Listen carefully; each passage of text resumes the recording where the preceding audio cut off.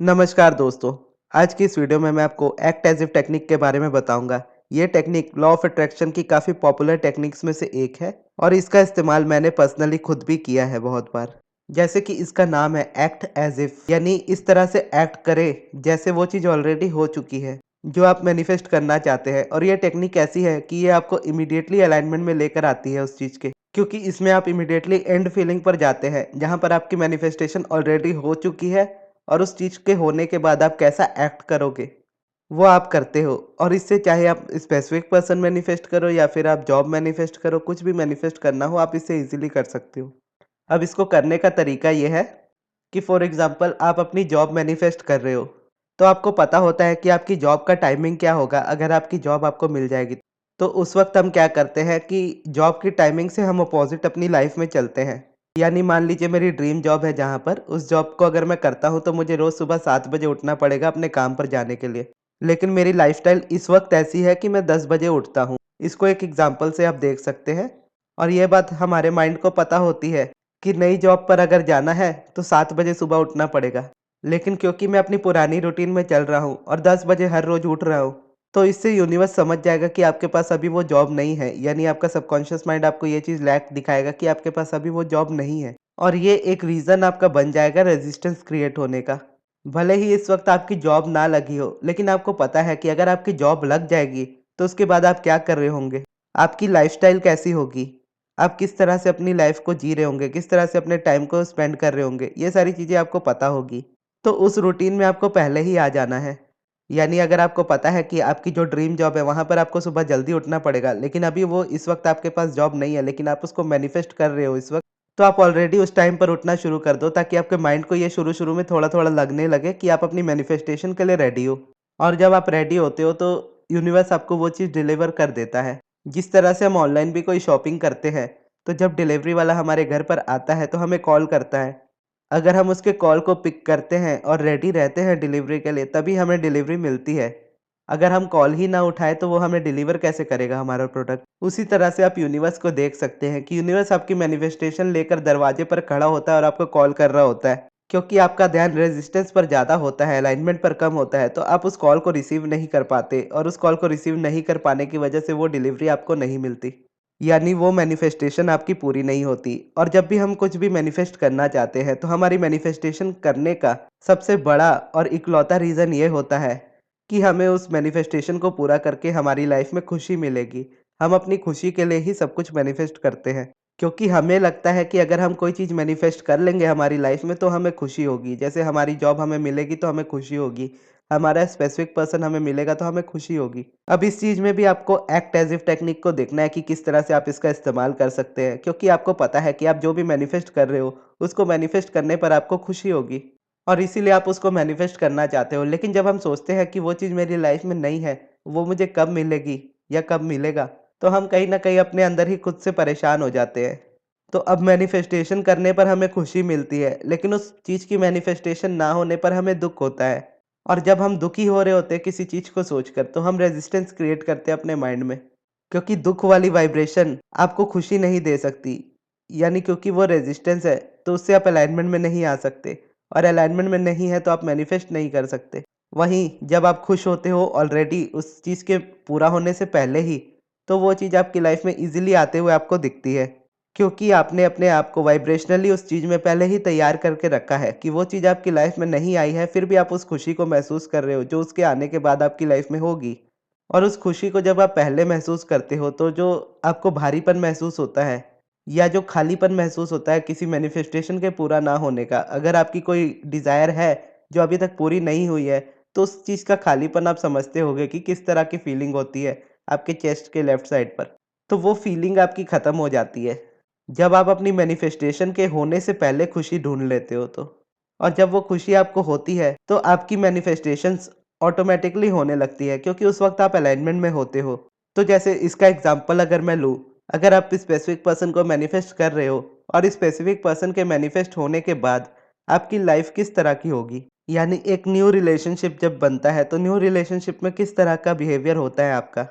और आपका माइंडसेट किस तरह का होता है उस वक़्त? जैसे रिलेशनशिप के शुरुआत में कोई भी किसी के लास्ट सीन को चेक नहीं करता व्हाट्सएप पर।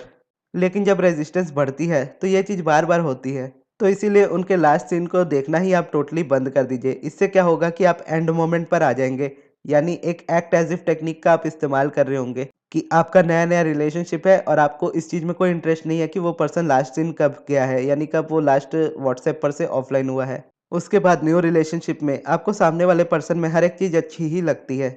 लेकिन जब रिलेशन पुराना होता है और रेजिस्टेंस बढ़ती है, तो चीज़ें पॉइंट आउट ज़्यादा करने लगते हैं हम उस चीज़ में, कि तुम में ये बुराई है, तुमने ऐसा किया, तुमने वैसा किया, तुम ऐसा करते हो। इस चीज़ को स्टॉप कर देना ही आपको एक्ट एज़ इफ टेक्निक का इस्तेमाल करा देगा ऑटोमैटिकली।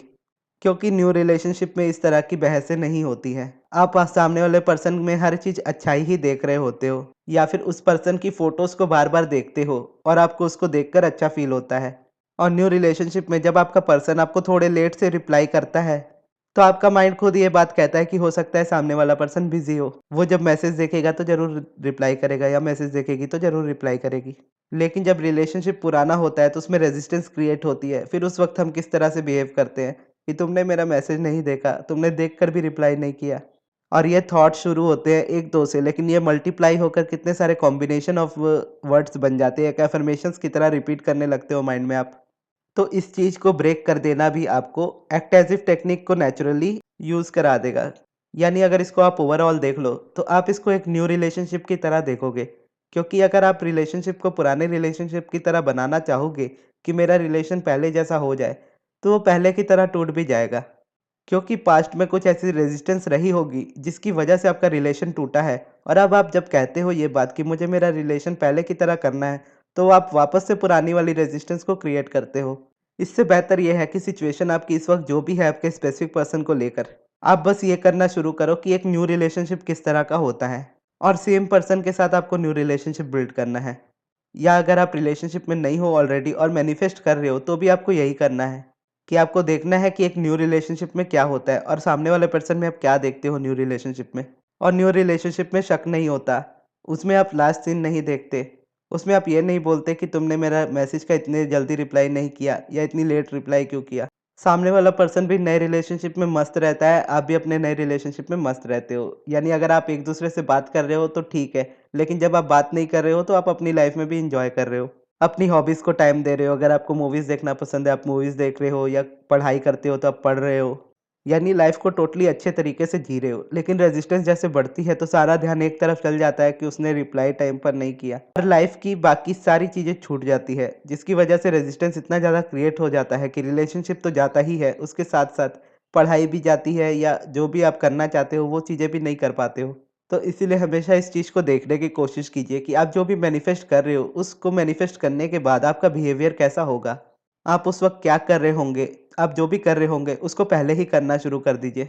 इसका मैं आपको रियल लाइफ़ मेरा एग्ज़ाम्पल बताता हूँ कि मैं मेरी लाइफ़ को किस तरह से आजकल जीता हूँ। क्योंकि जब मैं थोड़ा छोटा था यानी स्कूल टाइम में था, तो मैं मूवीज़ देखने अकेले ही जाया करता था। मुझे अकेले रहना बहुत ज़्यादा पसंद था, यानी मैं अपनी कंपनी को बहुत ज़्यादा एन्जॉय किया करता था। क्योंकि अगर बचपन से मैंने अगर किसी चीज़ को अच्छे से फ़ॉलो किया है, तो वो चीज़ है पंक्चुअलिटी। यानी हर जगह पर अपने टाइम से पहुँचना, हर चीज़ को अपने टाइम पर कंप्लीट कर लेना और इस चीज़ को हमेशा मैंने मेंटेन किया है। और जब मैं स्कूल में भी था या कॉलेज में भी गया, तो दूसरों के टाइमिंग मेरे टाइमिंग से मैच नहीं करते थे। तो मैं हमेशा अकेला प्रेफ़र करता था कि मैं मूवी जाकर देखूँ, अकेले ही देखूँ।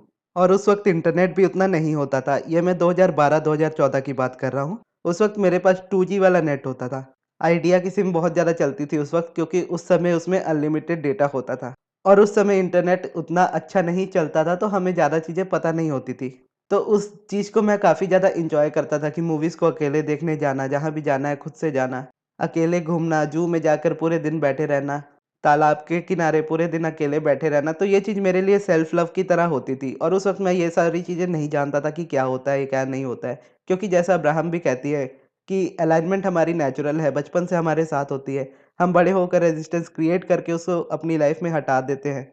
तो फिर जब इंटरनेट थोड़ा-थोड़ा बढ़ने लगा और हम इंटरनेट में वीडियोज़ देखने लगे यूट्यूब पर, तब मुझे पता चला इस वर्ड इंट्रोवर्ट का, जो मेरी पर्सनैलिटी को काफ़ी ज़्यादा रिलेट करता था।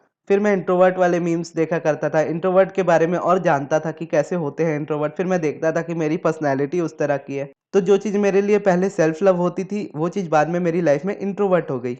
कि अकेले रहना, किसी से बात नहीं करना, किसी की कंपनी को एन्जॉय नहीं करना, इस तरह की बातें जो मैं उसमें सुनता था, तो वो मुझे रिलेट करती थी। और उस वक़्त मैं सोशल था, ऐसा नहीं था कि मैं सोशल नहीं था। मैं बस अपने टाइम को लेकर चलता था कि मेरे टाइम की वजह से किसी और को प्रॉब्लम ना हो, किसी और के टाइमिंग की वजह से मुझे प्रॉब्लम ना हो। इसलिए मैं अकेला प्रेफ़र करता था हर जगह पर जाना। लेकिन जब इंट्रोवर्ट बन गया, एक तरह से मैंने अपने ऊपर टैग लगा लिया कि मैं इंट्रोवर्ट हूँ, तो उसके बाद मैं एंटी सोशल भी हो गया। यानी मुझे बाहर जाना पसंद नहीं होता था, किसी से ज़्यादा बात करना पसंद नहीं होता था। लाइफ़ को बहुत ज़्यादा बोरिंग बना लिया था मैंने और उसके बाद जाकर मैंने मूवीज़ देखना भी छोड़ दिया था। घर पर देखता था लेकिन हॉल पर जाकर देखना छोड़ दिया था और उसके बाद फिर मैं बस बुक्स खरीदता था और बुक्स पढ़ता रहता था दिन भर। अकेला अपने रूम में बैठा-बैठा किसी से ज़्यादा बात नहीं करता था। तो एक तरह से इसको देखो तो मैं एक्ट एज़ इफ टेक्निक कर रहा था कि मैं इंट्रोवर्ट हूँ इसलिए मैं इस तरह का बिहेव कर रहा हूँ। तो इस तरह के बिहेव ने मुझे कब सोशल एंग्ज़ायटी से भर दिया कि मुझे पता ही नहीं चला कि मैं बाहर जाने से डरने लगा, लोगों से डरने लगा, भीड़ से डरने लगा। और इतना ज़्यादा एंटी सोशल हो गया कि जॉब करने भी नहीं जाता था मैं। मैं सोचता था कि अगर मैं जॉब पकड़ूँगा तो मुझे 4 लोगों के बीच उठना-बैठना पड़ेगा, जो कि मुझसे नहीं होगा। तो उस वक़्त की मेरी डिज़ायर थी कि मुझे मेरी लाइफ़ में कोई ऐसा प्रोफ़ेशन चाहिए जहाँ मैं अपने तरीके से काम कर सकूँ, अपने टाइमिंग पर काम कर सकूँ, जब चाहे तब काम कर सकूँ और जिस जगह में चाहे वहाँ पर रहकर काम कर सकूँ। तो जैसे कि अब्राहम कहती है कि जब आपकी लाइफ़ में कॉन्ट्रास्ट होता है, तभी आपकी नई डिज़ायर उत्पन्न होती है, यानी तभी डिज़ायर का जन्म होता है। तो उस वक़्त जब मैं इंट्रोवर्ट इतना था और इतना फ़ील करता था लोनलीनेस को, तो उस वक़्त मेरी ये डिज़ायर थी कि मैं इस तरह का प्रोफ़ेशन बनाऊँ, जहाँ पर मैं अकेले काम कर सकूँ, मुझे किसी के टाइमिंग को इतना ज़्यादा करने की ज़रूरत ना पड़े। अपने टाइम के तरीके से मैं उसको चल पाऊँ। और जैसा अब्राहम कहती है कि आप जो डिज़ायर करते हो और डिज़ायर करने के बाद जब आप अलाइनमेंट में आते हो, तो वो चीज़ मैनिफेस्ट हो जाती है। तो उस वक़्त तो मैं रेज़िस्टेंस में था क्योंकि मैं बहुत ज़्यादा इंट्रोवर्ट खुद को फ़ील करता था।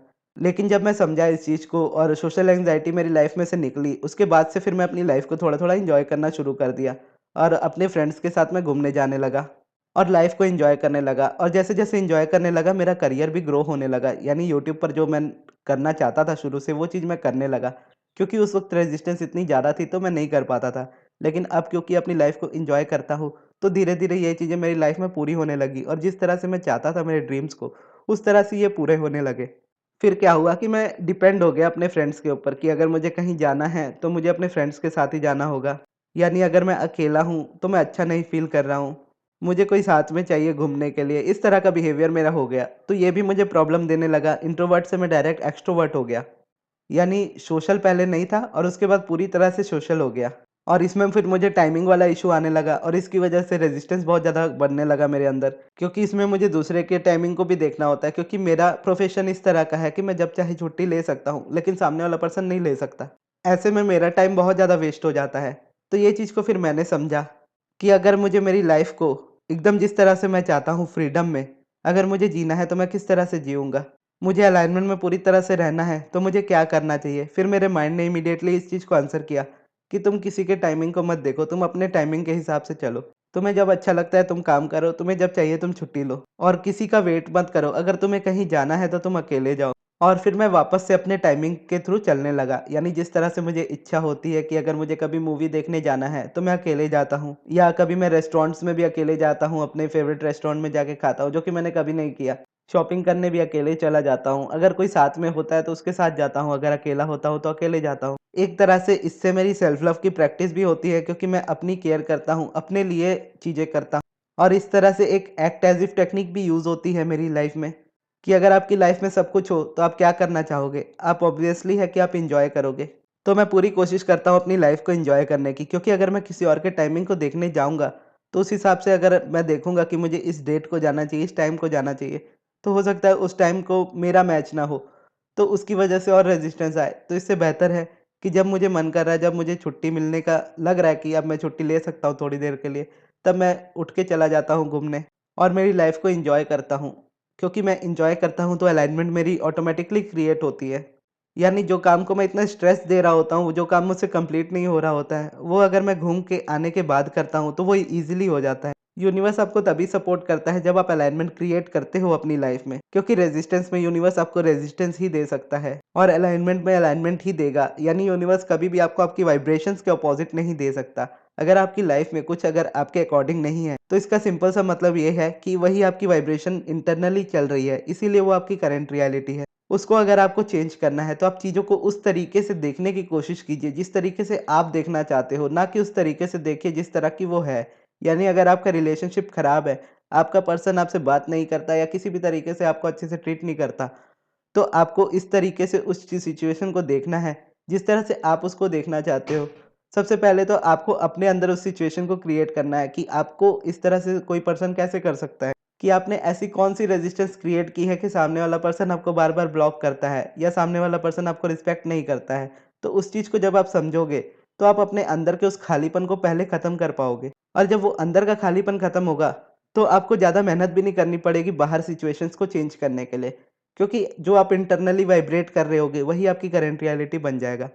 यानी अगर आप अपनी वर्दीनेस को फ़ील नहीं कर रहे हो, आप इस बात को नहीं समझ रहे हो कि आप कितने कीमती हो और आप अपना सारा ध्यान सामने वाले पर्सन पर डाल रहे हो, तो सामने वाला पर्सन कभी आपको रिस्पेक्ट नहीं करेगा, कभी आपको अच्छे से ट्रीट नहीं करेगा, क्योंकि आपकी वाइब्रेशन उस पर्सन को अलाउ ही नहीं करेंगी।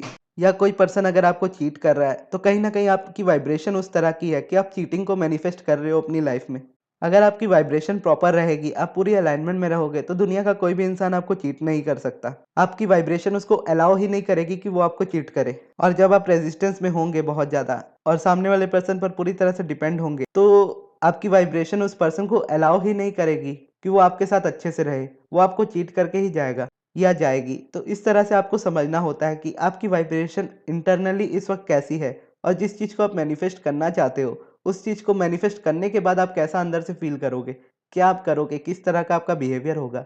और उस चीज़ में आपको शिफ्ट होना है बस। और बस आप इतना सा ही काम करोगे तो आपकी लाइफ़ में बहुत सारे चेंजेज़ आपको दिखने लगेंगे। तो ये थी दोस्तों हमारी आज की वीडियो। आपको ये वीडियो कैसी लगी? कमेंट बॉक्स में ज़रूर बताइएगा। और इस वीडियो को यहाँ तक देखने के लिए बहुत-बहुत धन्यवाद।